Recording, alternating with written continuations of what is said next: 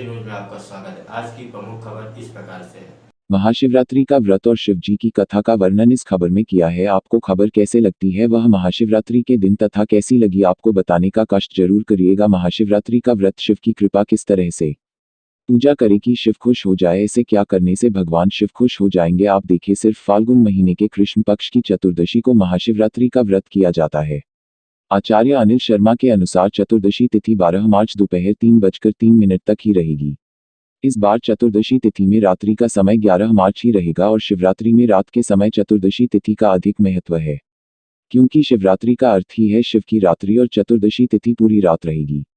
लिहाजा महाशिवरात्रि का व्रत 11 मार्च को किया जाएगा। इस दिन भगवान शिव की पूजा से व्यक्ति को विशेष फलों की प्राप्ति होती है। महाशिवरात्रि को लग रहे हैं दुर्लभ योग। 11 मार्च सुबह 9:24 तक शिव योग रहेगा। उसके बाद सिद्ध योग लग जाएगा, जो कि 12 मार्च सुबह 8:29 तक रहेगा। शिव योग में किए गए सभी मंत्र शुभ फलदायक होते हैं। इसके साथ ही रात 9:45 तक धनिष्ठा नक्षत्र रहेगा।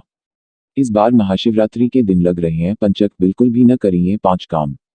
महाशिवरात्रि तिथि 11 मार्च 2021। महानिशीत काल 11 मार्च रात 11:44 से रात 12:33 तक। निशीत काल पूजा मुहूर्त 11 मार्च देर रात 12:06 से 12:55 तक। अवधि 48 मिनट। महाशिवरात्रि पारण मुहूर्त 12 मार्च सुबह 6:36 से दोपहर 3:04 तक। चतुर्दशी तिथि शुरू 11 मार्च को दोपहर 2:39 से। चतुर्दशी तिथि समाप्त 12 मार्च दोपहर 3:03। महाशिवरात्रि के दिन ऐसे शिवलिंग का जलाभिषेक करने से मिलेगा हर दोषों से छुटकारा। आचार्य अनिल शर्मा के अनुसार शिवरात्रि के दिन सबसे पहले शिवलिंग में चंदन के लेप लगाकर पंचामृत से स्नान कराना चाहिए। इसके बाद ओम नमः शिवाय मंत्र का जाप करना चाहिए। साथ ही शिव पूजा के बाद गोबर के उपलों की अग्नि जलाकर तिल, चावल और घी की मिश्रित आहुति देनी चाहिए। इस तरह होम के बाद किसी भी एक साबुत फल की आहुति दें। सामान्यतया लोग सूखे नारियल की आहुति देते हैं। व्यक्ति यह व्रत करके ब्राह्मणों को खाना खिलाकर और दीपदान करके स्वर्ग को प्राप्त कर सकता है। आचार्य अनिल शर्मा के अनुसार शिवरात्रि की पूजा विधि के विषय में भी अलग अलग मत हैं। सनातन धर्म के अनुसार शिवलिंग स्नान के लिए रात्रि के प्रथम प्रहर में दूध, दूसरे में दही, तीसरे में घृत और चौथे प्रहर में मधु यानी शहद से स्नान करना चाहिए। चारों प्रहर में शिवलिंग स्नान के लिए मंत्र भी हैं। प्रथम प्रहर में ह्री ईशानाय नमः, दूसरे प्रहर में ह्री अघोराय नमः, तीसरे प्रहर में ह्री वामदेवाय नमः, चौथे प्रहर में ह्री सद्योजाताय नमः। मंत्र का जाप करना चाहिए। वहीं वर्ष क्रिया कौमुदी के पृष्ठ 513 में आया है कि दूसरे, तीसरे और चौथे प्रहर में व्रती को पूजा, अर्घ्य, जप और कथा सुननी चाहिए, स्तोत्र पाठ करना चाहिए। साथ ही प्रातःकाल अर्घ्यजल के साथ क्षमा मांगनी चाहिए। लेकिन व्यक्तिगत रूप से मेरा विश्वास क्षमा मांगने में नहीं है, क्योंकि क्षमा तो दूसरों से मांगी जाती है। मैंने तो खुद को शिव जी को अर्पित कर दिया है। निर्विकल्पो निराकार रूप विभुर्व्याप्य सर्वत्र सर्वेन्द्रियाणाम सदा में समत्वम न मुक्तिर्न बंध चेदानंद रूप, अर्थात मैं समस्त संदेहों से परे, बिना किसी आकार वाला, सर्वगत, सर्वव्यापक, सभी इंद्रियों को व्याप्त करके स्थित हूँ। मैं सदैव समता में स्थित हूँ। न मुझ में मुक्ति है और न बंधन। मैं चैतन्य रूप हूँ, आनंद हूँ, शिव हूँ, शिव हूँ। महाशिवरात्रि व्रत के पारण। धर्मसिंधु के पृष्ठ 126 के अनुसार यदि चतुर्दशी तिथि रात्रि के तीनों प्रहरों के पूर्व ही समाप्त हो जाए तो पारण तिथि के अंत में करना चाहिए, और यदि वह तीनों प्रहरों से आगे चली जाए तो उसके बीच में ही सूर्योदय के समय पारण करना चाहिए। जबकि निर्णय सिंधु के अनुसार यदि चतुर्दशी तिथि रात्रि के 3 प्रहरों के पूर्व समाप्त हो जाए तो पारण चतुर्दशी के बीच में ही होना चाहिए, न कि उसके अंत में। महाशिवरात्रि को लेकर है ये मान्यताएं। आचार्य अनिल शर्मा के मुताबिक माना जाता है कि आज के दिन से ही सृष्टि का प्रारंभ हुआ था। वहीं ईशान संहिता में बताया गया है कि फाल्गुन कृष्ण चतुर्दश्याम आदिदेवो महानिशि शिवलिंग तयोद्भूत कोटि सूर्य समप्रभ। फाल्गुन कृष्ण चतुर्दशी को महानिशीतकाल में आदिदेव भगवान शिव करोड़ों सूर्यों के समान प्रभाव वाले लिंग रूप में प्रकट हुए थे। जबकि कई मान्यताओं में माना जाता है कि इस दिन भगवान शिव और माता पार्वती का विवाह हुआ है। गरुड़ पुराण, स्कंद पुराण, पद्म पुराण और अग्निपुराण आदि में शिवरात्रि का वर्णन मिलता है। कहते हैं शिवरात्रि के दिन जो व्यक्ति बिल्व पत्तियों से शिव जी की पूजा करता है और रात के समय जागकर भगवान के मंत्रों का जाप करता है, उसे भगवान शिव आनंद और मोक्ष प्रदान करते हैं। महाशिवरात्रि व्रत कथा। पौराणिक मान्यताओं के अनुसार प्राचीन काल में चित्रभानु नाम का एक शिकारी था। जानवरों की हत्या करके वह अपने परिवार को पालता था। वह एक साहूकार का कर्जदार था, लेकिन उसका ऋण समय पर न चुका सका।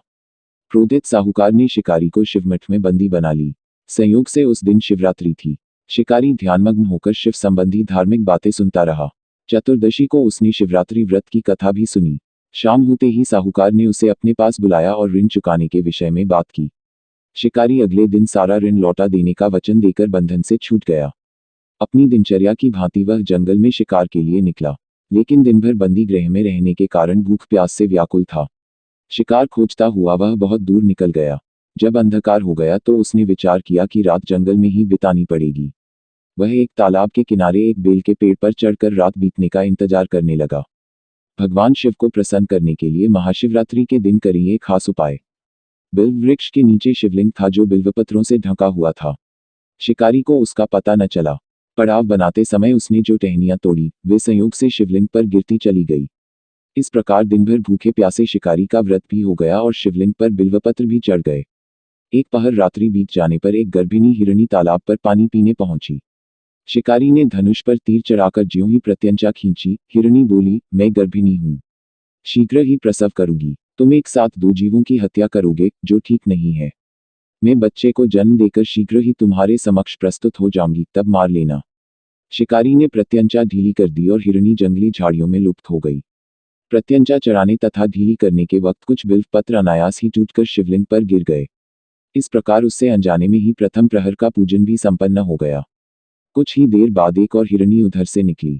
शिकारी की प्रसन्नता का ठिकाना न रहा। समीप आने पर उसने धनुष पर बाण चढ़ाया। तब उसे देख हिरणी ने विनम्रतापूर्वक निवेदन किया, हे शिकारी, मैं थोड़ी देर पहले ऋतु से निवृत्त हुई हूँ, कामातुर विरहिणी हूँ, अपने प्रिय की खोज में भटक रही हूँ। मैं अपने पति से मिलकर शीघ्र ही तुम्हारे पास आ जाऊंगी।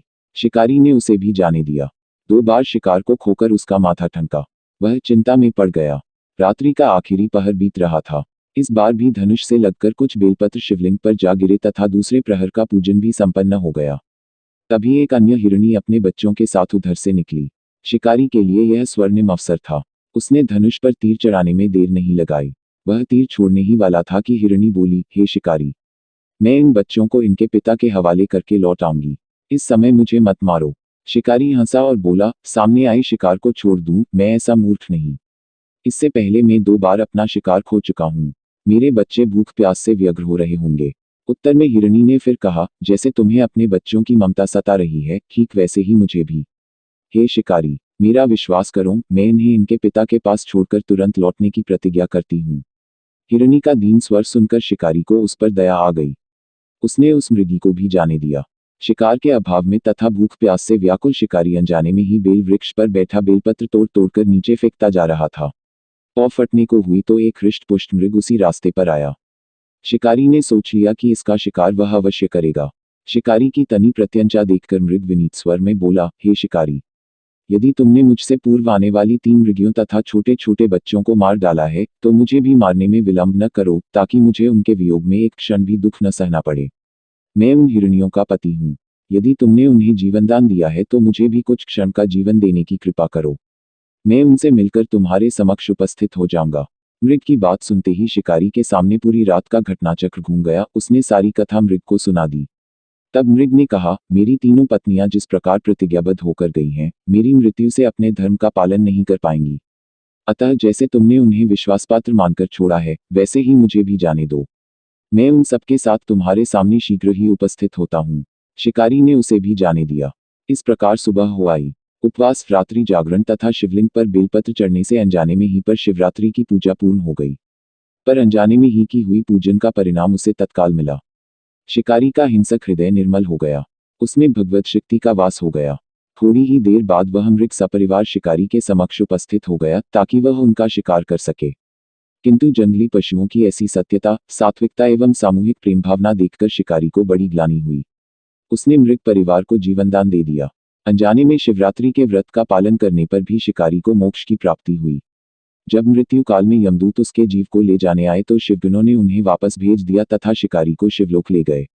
शिव जी की कृपा से ही अपने इस जन्म में राजा चित्रभानु अपने पिछले जन्म को याद रख पाए तथा महाशिवरात्रि के महत्व को जानकर उसका अगले जन्म में भी पालन कर पाए। यह शिव कथा जब जय शिकारी भगवान के चरणों में पूजा पाठ करने लगता है, आज वही कथा सब लोगों को याद रखना चाहिए। जिस तरह से इस शिकारी ने शिव महिमा के दिन पूजा पाठ करके अपना हृदय में शिव बसा लिया, उसी तरह इंसान को भी अपने कर्तव्य को भूलना नहीं चाहिए। आपको यह कथा कैसी लगी, खबर कैसी लगी, तो लाइक एंड शेयर जरूर करें अपने दोस्तों को और हमारे चैनल को सब्सक्राइब जरूर करें। अजय न्यूज़, मध्य प्रदेश, छत्तीसगढ़ 2।